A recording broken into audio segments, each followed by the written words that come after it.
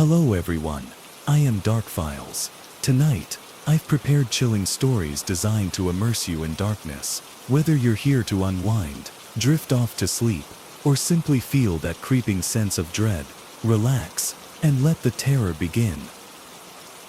Growing up in Minnesota, I'd heard countless stories about the deep woods, tales of old spirits, wild creatures, and strange disappearances. Always seemed more like folklore than anything real. But one weekend in early winter, that boundary between myth and reality blurred forever. My best friend Connor and I had decided to head up north for a weekend of camping and hiking, something we'd done dozens of times before without issue. We chose a remote area near Lake Superior, a dense stretch of pine forests and steep rocky terrain that we'd explored many times as teenagers. But this trip was different. It felt heavier, somehow foreboding from the start. We arrived at our favorite spot, deep in the thick forest, around late afternoon. After quickly setting up camp, we spent the evening fishing quietly at the edge of a nearby creek. But as dusk settled, I noticed something odd. The woods were utterly silent. The usual chorus of birds, insects and frogs had vanished completely, replaced by an unsettling, oppressive quiet. "Do you feel that?" I asked Connor quietly, glancing nervously into the darkening woods. He nodded slowly, his voice cautious. "Yeah, it's like we're being watched." We shrugged it off as nerves, laughing nervously before returning to camp. But the sensation lingered, crawling beneath our skin, whispering unease. As night settled around us, we built a fire, hoping its flickering warmth might ease our tension. Yet, as darkness deepened, the woods around us grew oddly quiet, almost painfully silent. "Have you noticed how quiet it is?" I finally whispered, glancing at the trees beyond our firelight. "Usually there are crickets, owls, something." Connor frowned, poking at the fire. "Maybe there's a predator nearby, a bear or something." But even as he spoke, I sensed it wasn't a bear we needed to fear. It was something older, something colder, something hungry. We tried to distract ourselves by talking, but conversation faded quickly, each of us staring into the shadows surrounding our small circle of light. Then suddenly, from deep within the woods, we heard a strange sound, a long mournful wail, echoing distantly through the trees. Connor's eyes widened. "What was that?" I shook my head, heart pounding uncomfortably. "Probably just some animal, maybe wolves." But I'd heard wolves before, and this was different, more human, yet distorted and unnatural. It drifted closer, echoing softly from the darkness, weaving through the trees until it surrounded us completely. Our fire crackled weakly, casting flickering shadows across our frightened faces. "Hey!" I shouted impulsively, trying to sound braver than I felt. "If someone's out there, we're armed." A cold silence answered at first. Then, from directly behind us, a soft laugh floated into our ears, hollow and mocking. We both spun around sharply, eyes wide with terror, searching desperately for the source. Nothing moved, only silence. My pulse thundered wildly, adrenaline flooding my veins. "We should leave," I whispered urgently, heart racing. "Right now." Connor nodded quickly, grabbing his backpack without hesitation. We extinguished the fire hastily, plunging us into near-total darkness, illuminated only by dim moonlight filtering through the dense canopy above. As we turned toward the trail, leading back to our car, a soft rustling emerged from the shadows ahead. We froze, muscles rigid, eyes wide with dread. From between the trees emerged a figure, tall, hunched, emaciated, slowly stepping forward into the faint moonlight. Its appearance was horrific, skin stretched impossibly thin across bone, sunken eyes glowing with cold malice, a skeletal body draped in tattered clothing. Yet worst of all was its face, a twisted mockery of humanity, lips curled into a grotesque smile, revealing jagged teeth. A Wendigo, the stories I'd dismissed as folklore, suddenly became painfully real. It tilted its head slightly, emitting that same haunting cry again, now clear and unmistakably human-like, yet horribly distorted by hunger and madness. Connor grabbed my arm, yanking me backward, breaking the spell of terror that rooted us in place. "Run!" he screamed, his voice filled with primal terror.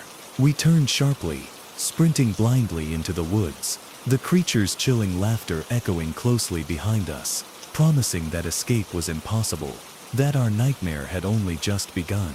We sprinted wildly through the dark forest, branches slicing our skin, cold air burning in our lungs. Behind us, the creature's laughter twisted into desperate hunger-filled shrieks, echoing through the trees, growing closer with every second. It sounded almost human, yet terribly wrong, filled with agony and rage, chilling our blood and pushing us to run even faster.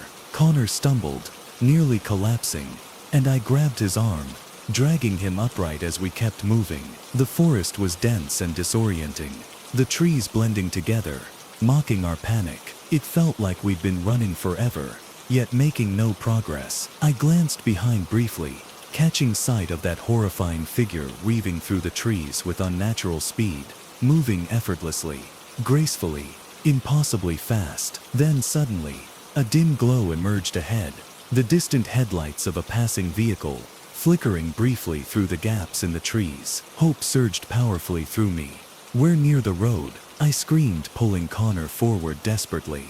"We're almost there." With every ounce of strength remaining, we burst through the trees and onto the pavement, stumbling onto the isolated highway just as another pair of headlights appeared, illuminating us clearly. The approaching car skidded to a halt, tires screeching, horn blaring sharply in surprise. "Help!" I shouted desperately, waving my arms frantically. "Please, let us in."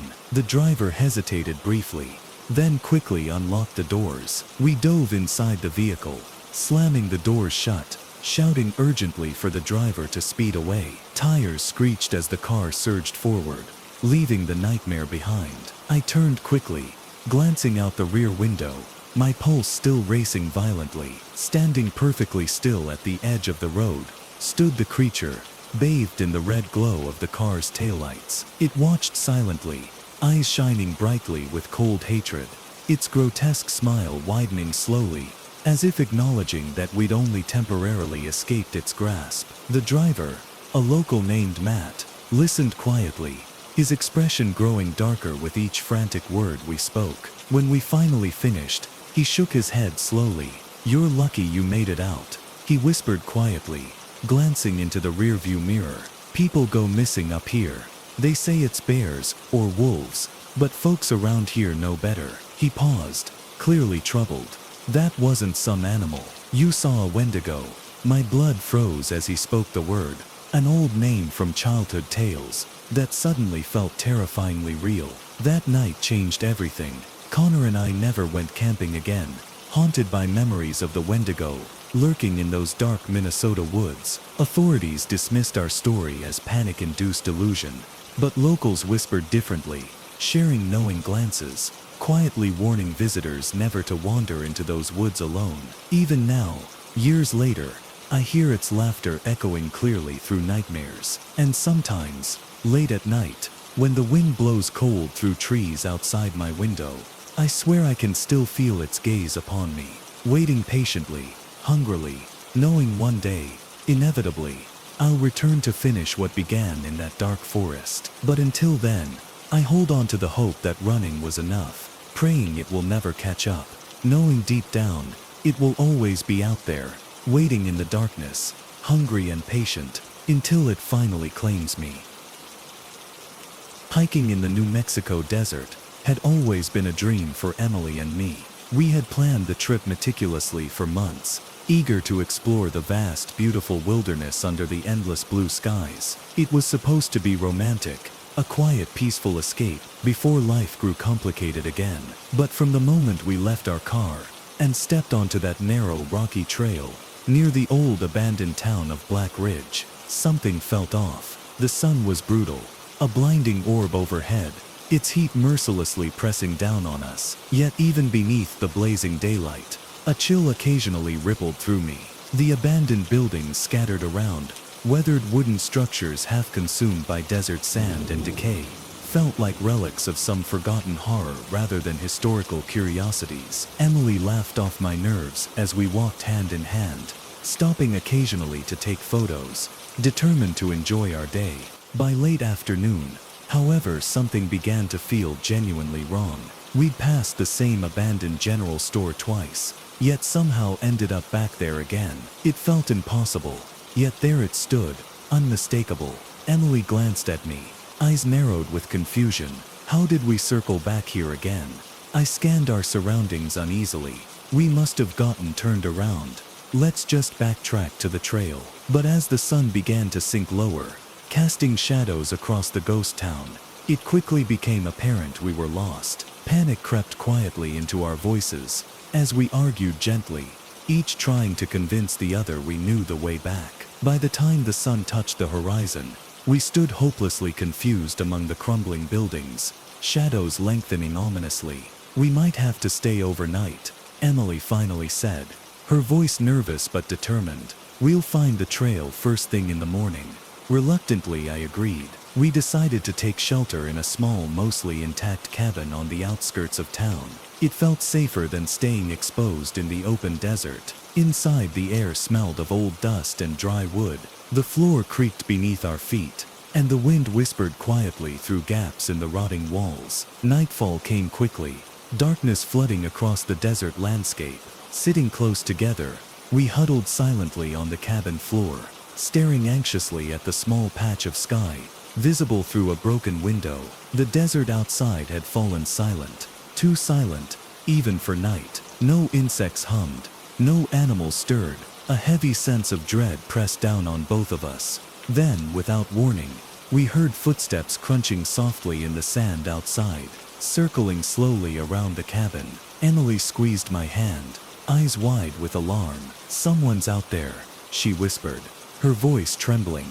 We sat frozen, barely breathing.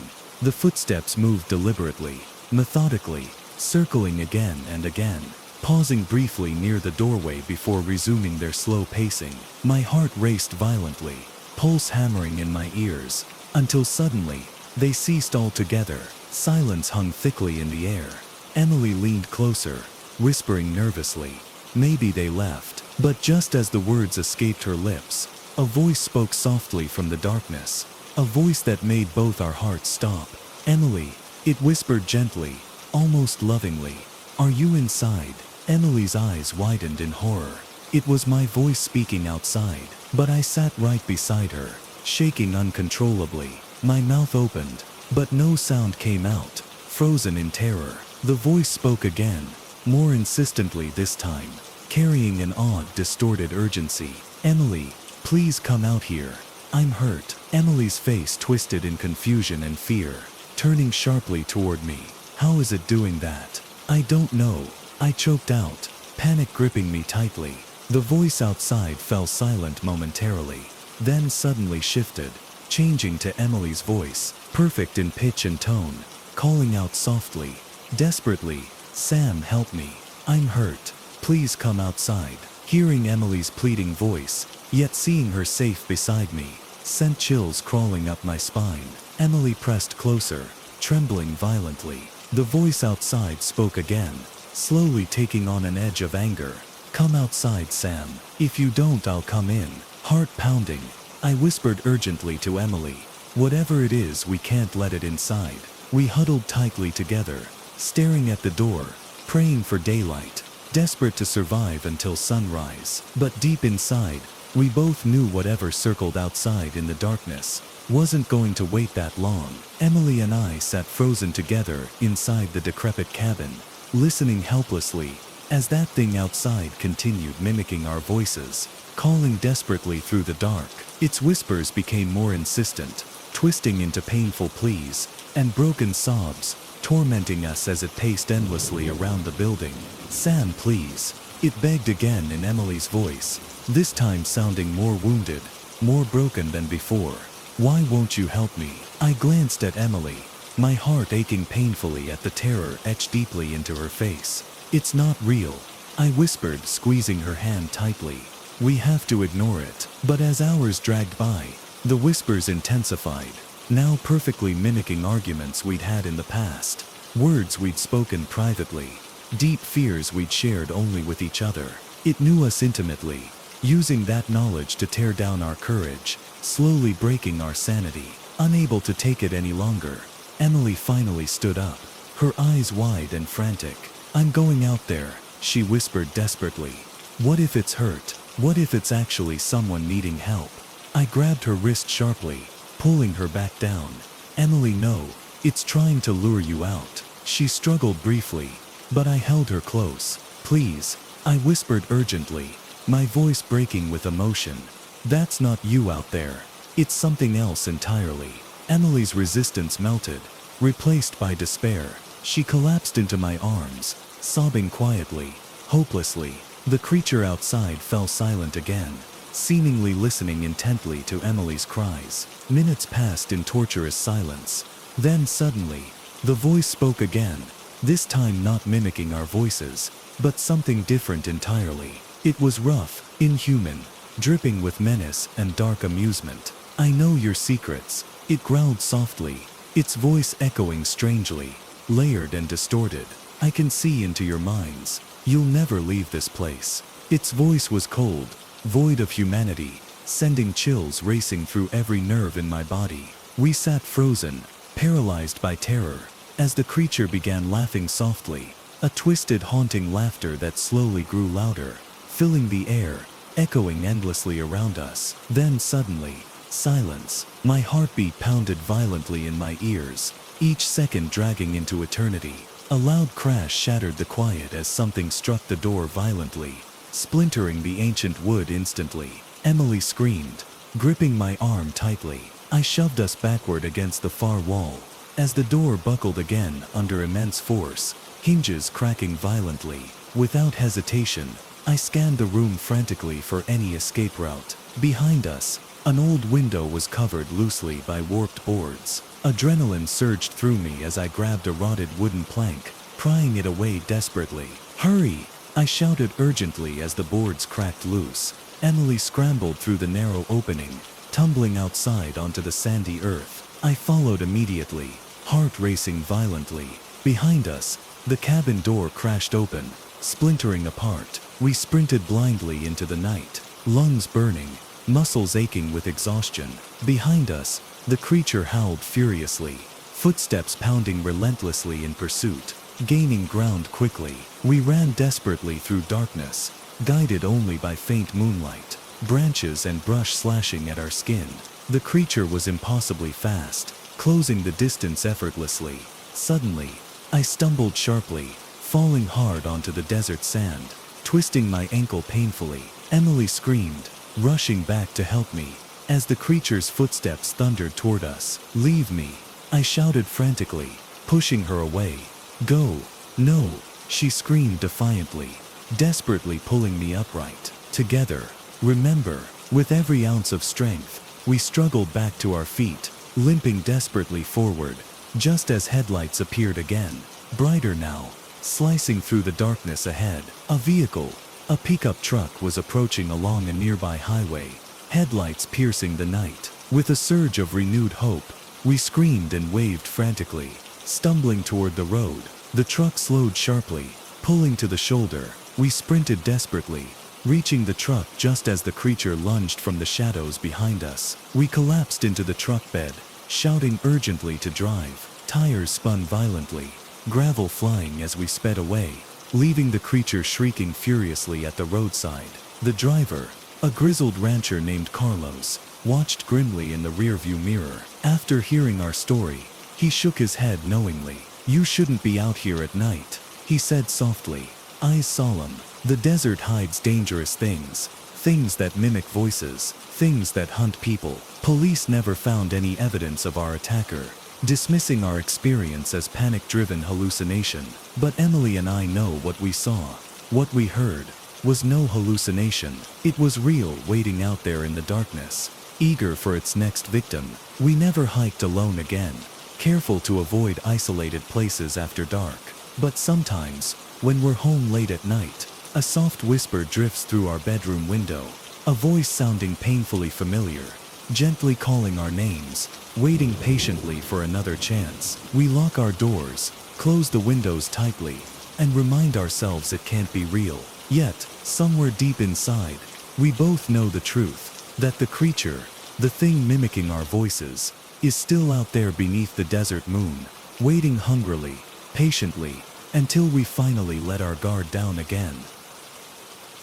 Rain pounded mercilessly against my windshield, blurring the world outside into streaks of shadowy shapes and distorted lights. It was just past midnight, and the lonely road stretched endlessly ahead, winding through thick forests that loomed like towering giants on either side. I'd driven this road countless times before, but tonight felt different, darker, more oppressive, as if something unseen watched from beyond the trees. As thunder cracked loudly overhead, lightning flashed briefly, illuminating a figure standing alongside the highway. Instinctively, I slowed down, heart quickening as I saw someone standing in the downpour, illuminated faintly by my headlights. The figure raised an arm slowly, thumb extended, silently begging for help. Despite my better judgment, I couldn't ignore someone stranded in the storm. Pulling over cautiously, I stopped beside the figure, rolling down my window just enough to call out into the rain. "Need a ride?" "Thank you," a voice responded gratefully, smooth and oddly comforting.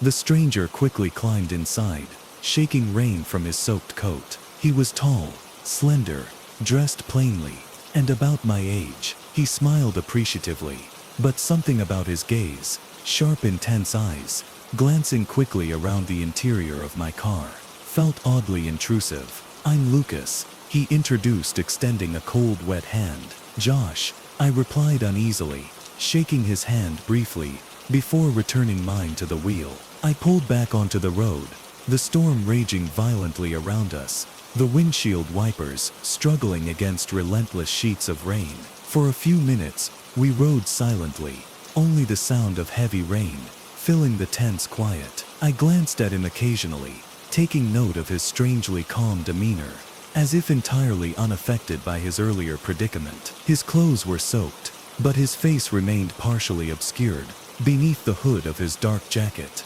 "Where were you heading this late?" I finally asked, breaking the awkward silence. "Just down the road," he replied softly. "A cabin a couple miles from here." I nodded, unsure why a slight chill ran down my spine. He seemed harmless enough, yet something felt subtly wrong.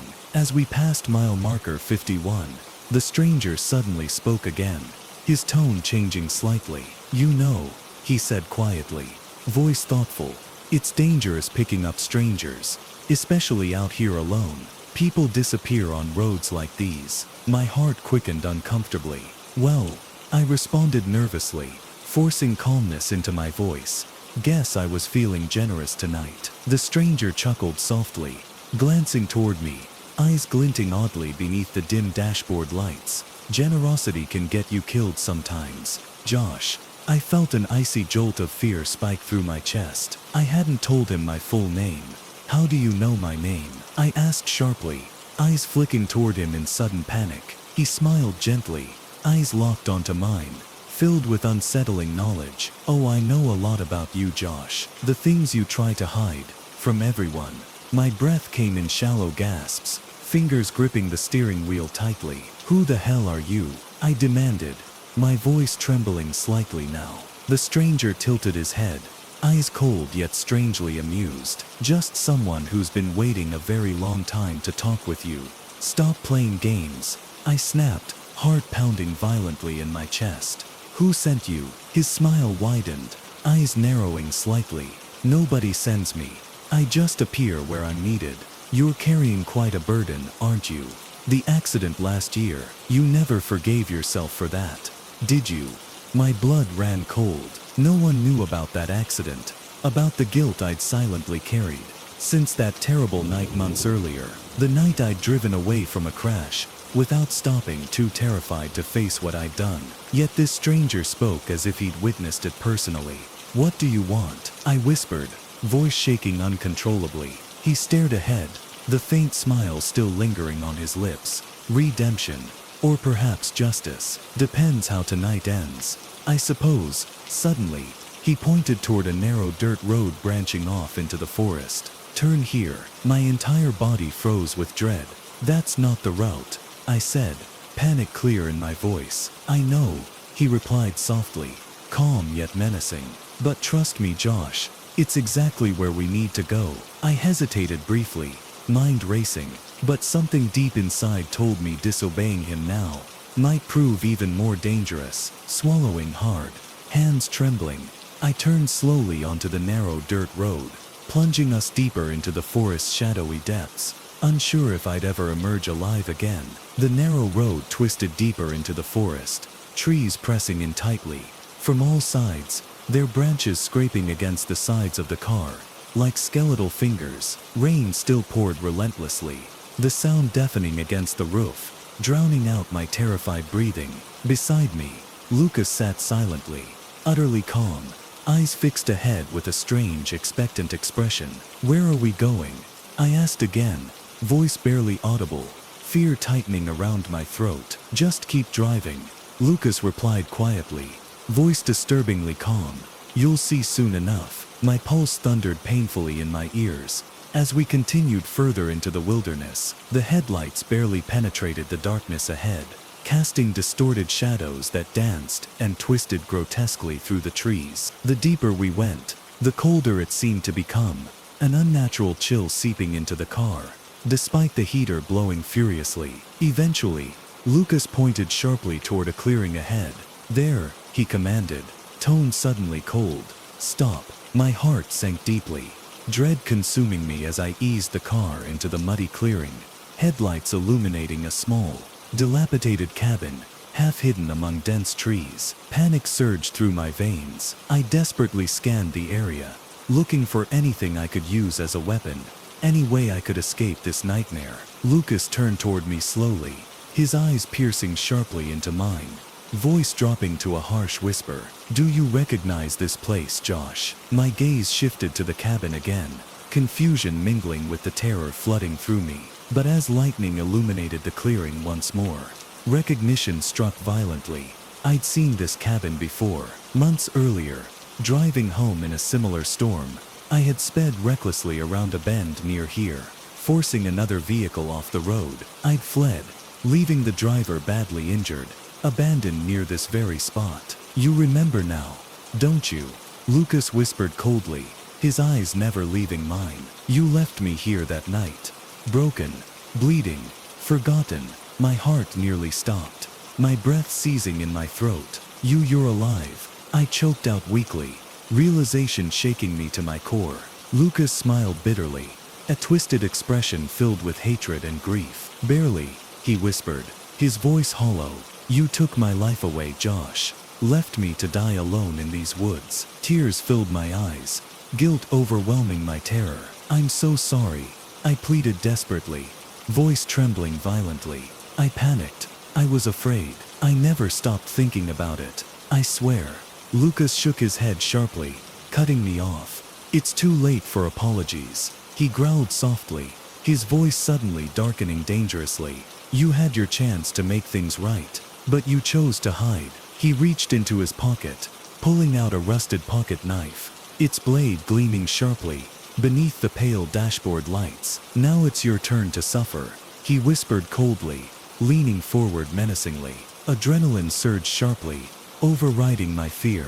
Without hesitation, I lunged sideways, throwing open my door, tumbling desperately onto the muddy ground. Scrambling to my feet, slipping and sliding through the thick mud, I sprinted blindly into the dark woods, lungs burning painfully, heart hammering violently. Behind me, Lucas shouted furiously, footsteps crashing through the underbrush as he chased me deeper into darkness. I ran desperately, branches slashing painfully at my face and arms, muscles screaming for rest. Panic pushed me harder, driving me through the forest until I stumbled sharply, falling hard onto the wet earth, gasping painfully for breath. Lucas stood over me instantly, knife raised menacingly, eyes filled with cold vengeance. "Did you really think you could outrun me?" he whispered harshly, voice echoing with contempt. I pleaded desperately, tears streaming freely. "Please," I gasped weakly, voice breaking. "I never meant." Suddenly, a second voice shouted clearly from behind Lucas, loud and authoritative, "Drop the knife." Lucas spun sharply, momentarily distracted. Two police officers stood at the edge of the clearing, weapons drawn. Lucas hesitated, eyes darting wildly between them and me, hatred and despair flickering across his face. "Don't do it," one officer shouted again, stepping closer cautiously. "Drop it now." Finally, Lucas's shoulders slumped, knife falling from his grip into the mud below. Officers quickly approached, taking him firmly by the arms. Relief flooded through me, legs buckling beneath me, as exhaustion and shock finally overtook my fear. Later, sitting wrapped in a blanket in the back of a police car, I learned Lucas had indeed survived that terrible night months before, but he'd never fully recovered, bitterness and pain twisting him until revenge consumed him entirely. He'd waited patiently, biding his time, determined to make me pay for abandoning him to die. Though physically unharmed, the scars Lucas left on my conscience cut deeply, reminding me constantly of the night I made a cowardly decision, a choice that nearly cost me everything. Even now, years later, I avoid driving alone late at night, because whenever darkness falls and storms gather overhead, I can still hear Lucas's voice whispering quietly, coldly, echoing endlessly inside my mind, reminding me that the true monsters we fear aren't always lurking in the dark forests. They're hidden within ourselves, waiting patiently for the moment they can finally emerge. It was late September when I drove out to my uncle's cabin in northern Wisconsin. I'd spent many childhood summers there, fishing, swimming, and wandering the thickly wooded hills that surrounded the property. But after his passing, the cabin sat empty for years, neglected, slowly reclaimed by the wilderness. I decided to spend the weekend there, to clear my head. After a rough breakup, nature had always been therapeutic for me, and I hoped being alone would help me reset. As I parked my truck in the gravel driveway, I felt an immediate sense of nostalgia, though it was tinged with unease. The cabin sat silently among the trees, windows dark, the familiar wooden porch warped and weathered. Stepping out of my truck, I was struck by how quiet the forest was. No birds chirping, no rustling of small animals, just oppressive silence. I quickly carried my bags inside, locking the door behind me, though I couldn't explain why it felt necessary. That night, as darkness swallowed the cabin, I sat by the fireplace, listening to the occasional snap and pop of burning wood. Outside, the silence deepened, almost suffocating. I stared into the flames, trying to shake the feeling of being watched. Then suddenly, from deep within the trees, a loud guttural howl echoed through the night, reverberating sharply, sending chills racing down my spine. My breath quickened, heart pounding violently. It was unlike anything I'd ever heard before. Deep, menacing, primal. Wolves and coyotes didn't sound like that. Grabbing a flashlight, I stepped hesitantly onto the porch, shining the beam cautiously toward the thick forest edge. At first I saw nothing but darkness. Then, as my eyes adjusted, something shifted among the trees. A shadowy figure, huge and imposing, partially hidden behind a large oak. My breath seized sharply in my throat as it slowly moved forward, stepping partially into the pale moonlight. My pulse surged violently. The creature stood upright like a man, but its head was distinctly canine, sharp teeth visible in its elongated snout. Eyes reflecting an unsettling glow, stared directly at me, intelligent and predatory. Muscular arms, thick with dark fur, ended in large hands tipped with razor-like claws. Instinctively, I stumbled backward, nearly falling as I scrambled inside the cabin, slamming the door shut, locking it tightly behind me. Panic overwhelmed me, my hands trembling uncontrollably as I secured every window, every door, realizing in dread that I was completely alone and utterly isolated. I stood shaking in the cabin, ears straining desperately for any sound outside. Minutes ticked by agonizingly slowly, my heart still hammering painfully in my chest. Then came another sound, slow, heavy footsteps circling the cabin, deliberately pacing around the perimeter. Whatever the thing was, it was now stalking me, patiently waiting, assessing, hunting. My eyes darted wildly around the cabin, searching for something, anything to defend myself with. I grabbed the fire poker, gripping it tightly, staring helplessly toward the windows, feeling impossibly vulnerable. Suddenly, A shadow passed sharply across the window, momentarily blocking the faint moonlight outside. Then, slowly, deliberately, a clawed hand pressed gently against the glass, long fingers scraping softly downward, creating an awful grating sound. My entire body trembled violently, as a low, throaty growl echoed softly, barely audible through the glass. Then came a quiet chuckle, a distorted imitation of human laughter, horrifyingly twisted, filled with dark amusement. The creature knew it had me trapped, savoring my helplessness. Then abruptly, silence returned, more oppressive than before. I strained my ears, holding my breath painfully, but heard nothing. No movement, no growls, nothing but the faint, agonizing crackling of the dying fire. Minutes turned to hours, exhaustion eventually overtaking my fear. As I sank heavily into an armchair, clutching the fire poker tightly against my chest. Just as my eyelids grew heavy, a powerful crash shook the entire cabin, jolting me awake instantly. Something enormous had slammed violently against the door, splintering wood and rattling hinges. Terrified, heart hammering painfully, I leapt to my feet, gripping my makeshift weapon desperately, readying myself for a fight I knew I couldn't win. Outside, the creature let out another bone-chilling howl, this one filled with rage, hunger, and anticipation. It had grown tired of waiting. Now it wanted in. The cabin door shook again, splintering violently as the creature slammed its massive weight against it. Panic surged through my veins, my breath rapid and shallow as I desperately scanned the room for an escape. There was no back door, no hidden way out, only a single narrow window near the fireplace, barely wide enough to fit through. Another violent crash rattled the hinges loose, sending splinters flying across the room. Without hesitation, I sprinted toward the window, shoving aside a small wooden table blocking it, and frantically yanked it open.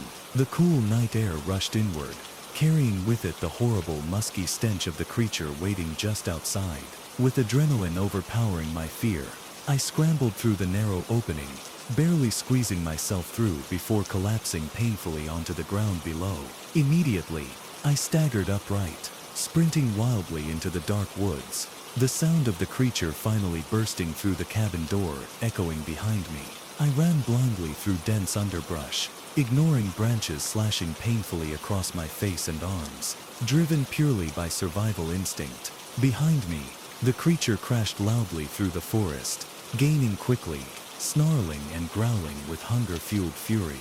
Suddenly, my foot caught sharply on a hidden root, sending me crashing violently into the dirt. Pain erupted in my ankle, sharp and blinding, forcing a cry of agony from my lips. Gasping desperately, I rolled onto my back, staring helplessly upward, just as the creature emerged from the shadows, stepping slowly into a patch of moonlight. It towered impossibly tall, fur-matted and dark, rippling muscles flexing beneath thick, animal-like limbs. Its face was a nightmarish mixture of wolf and man, eyes glowing unnaturally bright, filled with intelligence and malicious intent. It stepped forward slowly, snarling softly, lips peeled back to reveal rows of razor-sharp teeth, glinting in the moonlight. My breath seized, my body frozen in terror, heart hammering violently. I was utterly defenseless. The creature tilted its head slightly, watching me closely, savoring my fear. Then suddenly, from somewhere nearby, headlights pierced through the darkness, illuminating the scene brightly. A vehicle approaching on the old logging road behind us. Distracted, the creature turned sharply, growling deeply, retreating slightly into the shadows. Without hesitation, I screamed, waving frantically toward the vehicle. "Help, please, I'm here." Brakes squealed sharply, and headlights swung across the clearing, fully illuminating the monstrous figure standing at the forest's edge. It hesitated briefly, glaring at me with cold hatred, then released a final, angry snarl, before vanishing silently back into the shadows. A man jumped from the truck, hurrying toward me, face pale with shock. "My God, are you all right? What was that thing?" "I don't know," I choked out weakly, trembling uncontrollably. "But we need to leave right now." He nodded quickly, helping me up and guiding me to the safety of his truck. Minutes later, As we sped down the gravel road toward town, I recounted my story, hands still shaking violently, my mind unable to fully comprehend what had just happened. He listened solemnly, eyes darkening with each detail. When I finally finished, he shook his head slowly, glancing uneasily into the rearview mirror. "You're lucky," he whispered softly. "Others haven't made it out. People disappear around here every year, especially during full moons. Locals don't talk about it much, but we all know better." "What was that thing?" I asked weakly, my voice barely audible. He hesitated, his expression grim. "People around here call it the Dogman. It's been around forever. Legend says it hunts near those woods, preying on anyone who gets too close." We drove in silence afterward, the horrifying truth settling deep into my bones. Police investigated, but found nothing beyond shattered doors and mysterious tracks that defied explanation. Eventually, they dismissed my experience as an animal attack, unwilling or unable to admit the terrible reality lurking in those dark forests. Years have passed since that night, and though I've never returned to Wisconsin, the memories still haunt me. When the nights grow quiet and the moon hangs low in the sky, I hear its howl echoing faintly in my dreams, cold and hungry, waiting patiently for my inevitable return. But I know better now. I've seen the nightmare with my own eyes, and I'll never again venture into those dark woods, because I know the Dogman still waits, patiently lurking in the shadows, hungry for another chance to claim what it nearly took that night. I'd hunted these Louisiana swamps since I was a boy, confident I knew every hidden trail, bayou, and backwater of Bayou Ridge, yet nothing had ever prepared me for that night. The night the Rougarou finally came for me. I'd always heard the stories, old Cajun legends whispered around campfires, tales meant to frighten children into behaving. Locals said the Rougarou was part man, part wolf, a creature of the night with glowing eyes and razor-sharp claws, bound by a relentless curse, prowling the swamps, always hunting, never satisfied. I dismissed it all as superstition, folklore invented to keep people from wandering alone after dark. But as daylight faded, the swamps quickly transformed into a twisted labyrinth I barely recognized. Fog drifted slowly over the water, rolling between ancient cypress trees, draped with heavy Spanish moss. The sounds of wildlife fell silent. Birds ceased chirping, insects quieted, even frogs refused to croak. A deep unnatural silence gripped the air, broken only by my shallow breathing and the gentle ripple of water beneath my boat. Confused, I paddled harder, desperate to find the path home. Each turn through winding channels felt increasingly unfamiliar, and soon panic crept into my chest. I was lost. Darkness settled heavily, oppressive and suffocating. My flashlight flickered weakly, illuminating little more than swirling fog. From somewhere nearby, a sudden sharp crack broke the silence, a large branch snapping under immense weight. My breath quickened, pulse suddenly racing. I scanned the swamp nervously, flashlight trembling in my hand. Then, deep within the shadows, I saw two eyes reflecting back, glowing a vivid amber red. My blood ran cold instantly. My mind raced, desperately trying to identify what could make such an unnaturally loud noise. Gators didn't break branches, neither did deer. Whatever stood out there in the dark had to be massive. My heartbeat thundered painfully in my ears as I backed slowly away, trying not to stumble in the slippery mud. Suddenly, another sound emerged, a low guttural growl, deep enough to vibrate through my chest. My body froze with primal terror as two glowing eyes slowly emerged from the shadows, stepping confidently forward into the dim glow of my flashlight beam. The figure standing before me defied explanation. Taller than any man, its muscular form stood hunched, covered in coarse, tangled fur. Its elongated limbs ended in massive clawed hands, and its head was unmistakably wolf-like, with sharp fangs bared beneath a snarling snout. Eyes bright and reflective stared into mine with terrifying intelligence and hunger. The Rougarou, the legends had been true all along. For an instant, it merely stood there, sizing me up, eyes glinting with a predatory curiosity. Then suddenly, with a horrifying snarl, it lunged forward, massive claws tearing into the ground, closing the distance between us impossibly fast. Panic exploded through me. I turned and ran blindly into the swamp, splashing through stagnant water, stumbling through tangled vines, branches tearing viciously at my skin. Behind me, the Rugaro pursued relentlessly, its heavy footsteps splashing violently through water, growling and snapping viciously at my heels. My heart hammered violently, lungs burning from exertion, but I pushed forward blindly, driven purely by survival instinct. Each step felt hopeless.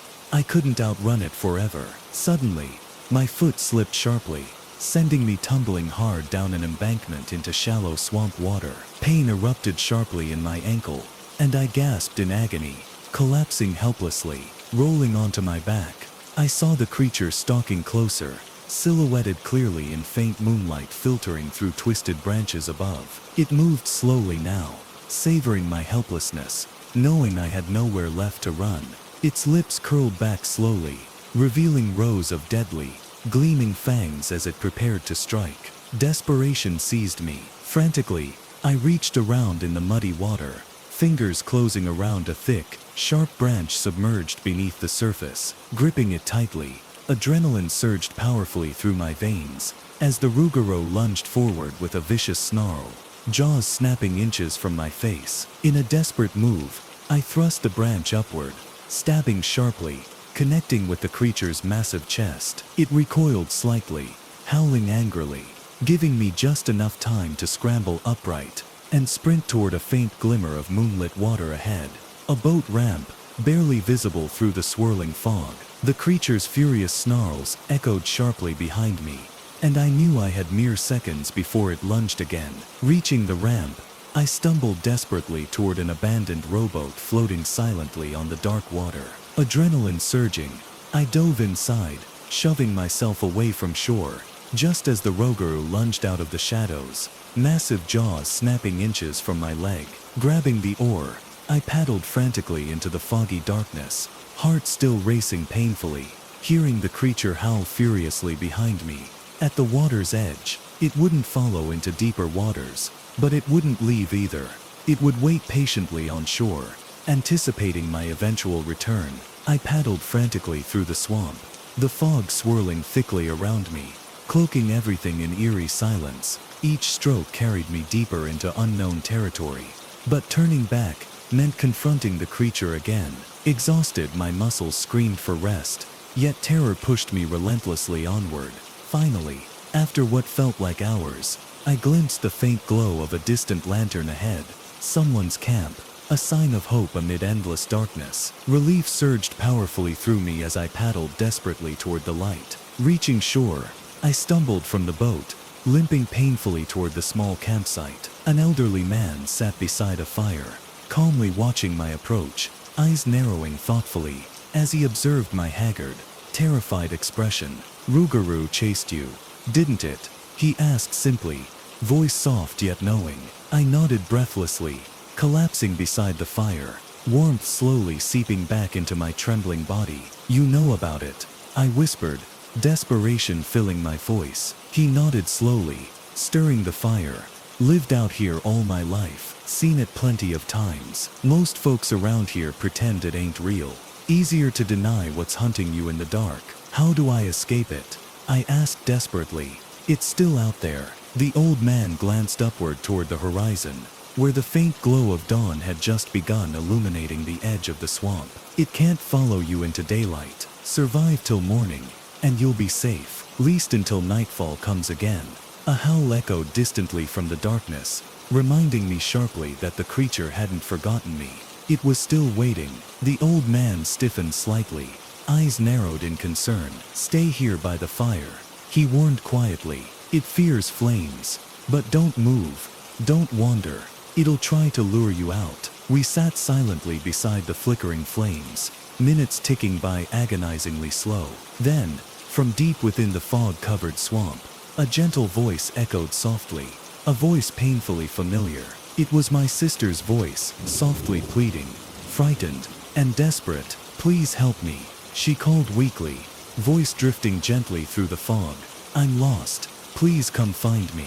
My heart twisted sharply in my chest, blood running cold. The voice sounded perfectly real, exactly like hers. The Rougarou was mimicking her, trying desperately to lure me away from safety. Ignore it, the old man whispered sternly, eyes locked onto mine. It knows your mind. It knows who you care about. The voice spoke again, trembling slightly, more urgent, more terrified. Please, it cried softly, sounding on the edge of tears. I'm so cold. I need you. My fists clenched tightly, torn apart by anguish and desperation. But I held firm, trusting the old man's warning. The creature grew frustrated, releasing a long, furious howl that vibrated through the swamp, making the hairs on my neck stand up. Then, silence settled once more. Slowly, the swamp brightened as the first pale rays of sunrise filtered gently through the fog. Morning had finally come, and the Rougarou retreated, unwilling to risk daylight. The old man stood slowly, placing a reassuring hand on my shoulder. It's gone for now, but listen carefully. Never come out here after dark again. The Rougarou remembers. It'll hunt you until it finally claims you. Police found me later that morning, bruised and battered, but alive. They dismissed my encounter as a wild animal attack, choosing ignorance over accepting terrifying truths. Yet every night, safe at home, I still hear it whispering faintly through my window. Voices of loved ones, gently calling, softly pleading. Each night it waits patiently for my resolve to break. And I know deep down, someday I'll return to Bayou Ridge, because the Rougarou won't let me forget. And eventually, it'll find me again beneath the cold Louisiana moon.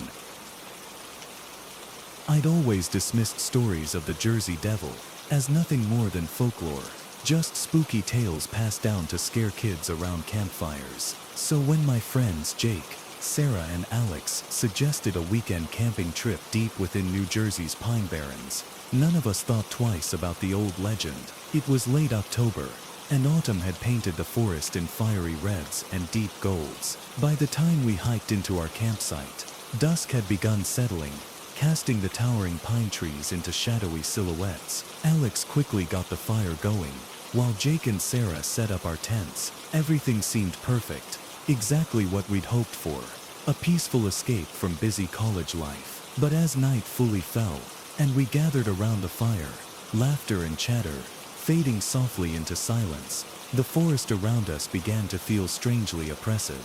The trees stood silently, dark sentinels watching us closely, and the usual nocturnal sounds were eerily absent. No owls, no insects, just an unnatural quiet. You know, they say the Jersey Devil stalks these woods, Alex teased, his voice playful but slightly uneasy.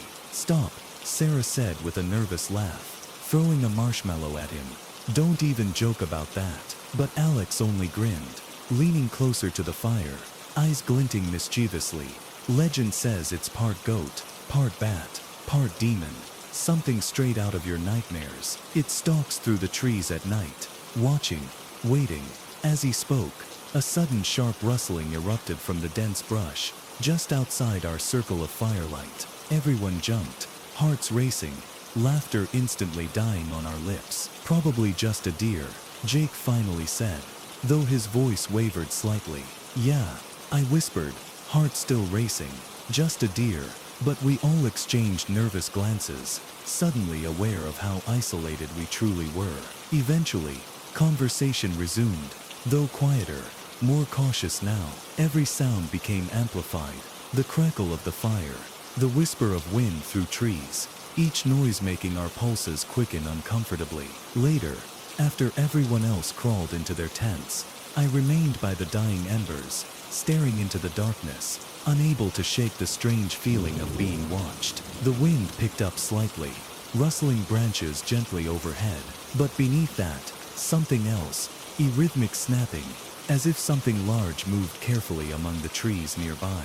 My pulse quickened. Slowly, I reached for my flashlight, clicking it on, aiming the narrow beam toward the sound. For an instant, I saw nothing, just dense darkness and tangled branches. Then suddenly, the beam illuminated two eyes, staring sharply back at me from between the trees. Red, reflective, filled with malice. I froze, breath catching painfully in my throat. Then, slowly, the creature stepped partially into view. My blood turned to ice instantly. It stood hunched, taller than any man, its elongated limbs strangely contorted beneath leathery, bat-like wings folded tightly behind it. Its head was a horrifying blend of animal features, long pointed ears twitching sharply, a snout twisted into a grotesque sneer, exposing rows of sharp gleaming teeth. Its eyes, unnaturally bright, stared directly into mine, burning with predatory curiosity.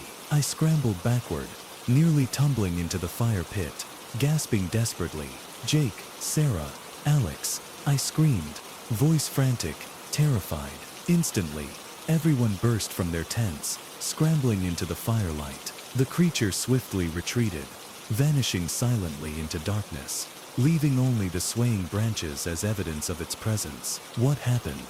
Jake demanded urgently, shining his flashlight into the woods. "What did you see?" "The Jersey Devil," I choked out weakly, trembling violently. It was right there.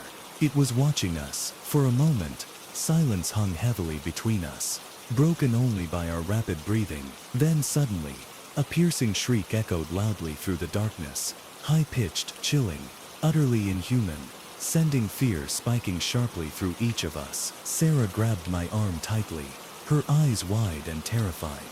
"We have to get out of here," she whispered urgently. Jake nodded quickly, glancing nervously toward the woods. "Pack only what you need," he ordered firmly. "We need to go. Right now."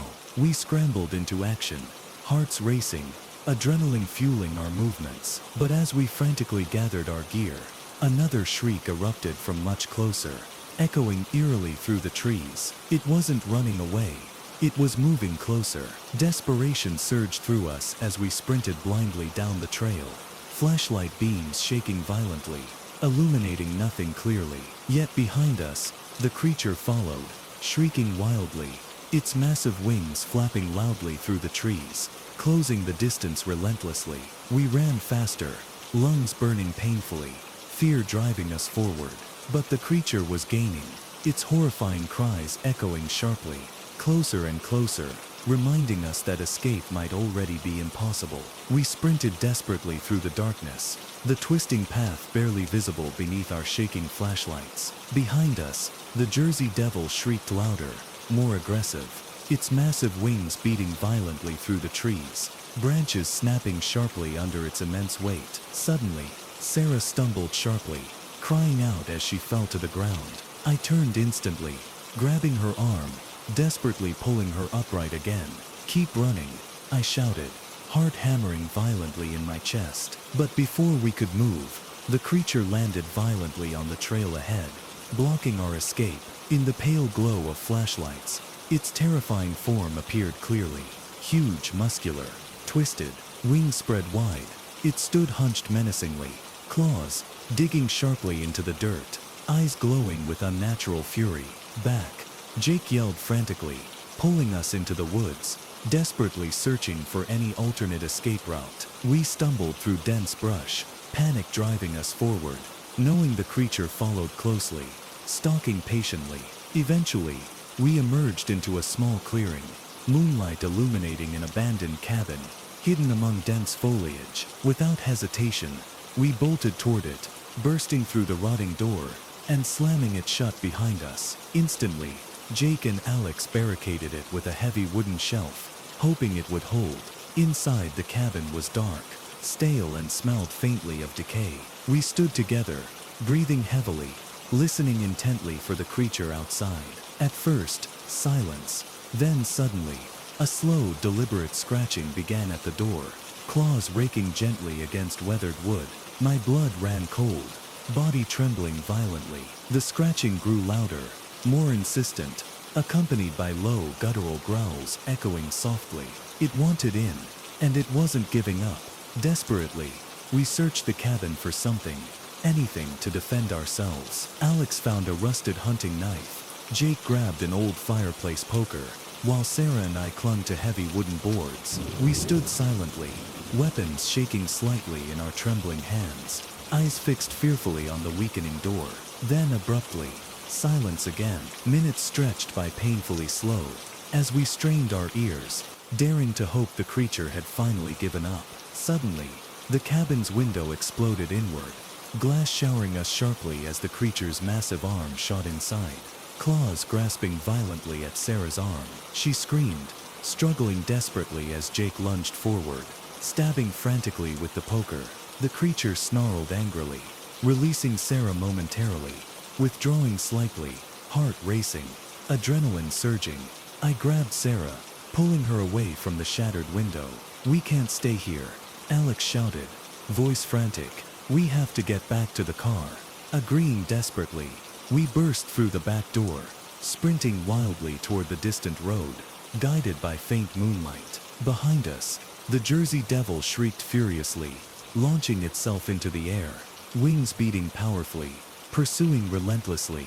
Finally, after what felt like an eternity, our headlights appeared through the trees. We sprinted faster, breathless and exhausted, finally stumbling onto the road and reaching our car. Alex jumped behind the wheel, fumbling frantically with the keys as we piled inside, locking every door tightly. The engine roared to life, tires spinning sharply, gravel spraying as we sped away from Pine Barrens, hearts pounding painfully, bodies trembling uncontrollably. Glancing back through the rear window, I saw the creature standing silently at the forest's edge, eyes reflecting brightly, watching calmly as we escaped. Even as distance separated us, its stare remained fixed, promising we'd never truly escape.